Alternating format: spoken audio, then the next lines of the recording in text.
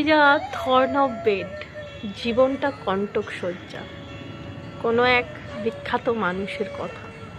সুতরাং আপনি ভাবছেন ও আমার থেকে বেশি খুশি, আমি কিন্তু খুশিতে নেই। আবার সে ভাবছে সে একটু বেশি খুশিতে আছে, হ্যাঁ আমি বুঝি খুশিতে নেই। বিশ্বাস করুন, এসব ভেবে আপনার শুধু সময়টাই নষ্ট হচ্ছে। কেউই খুশিতে নেই। আসলে খুশিটা মনের ব্যাপার। খুশিতে যদি আপনি চান, আপনি নিজে যদি চান, শুধুমাত্র আপনি চান বলেই আপনি খুশিতে থাকবেন, নাহলে আপনাকে খুশি করা কারোর পক্ষে সম্ভব নয়।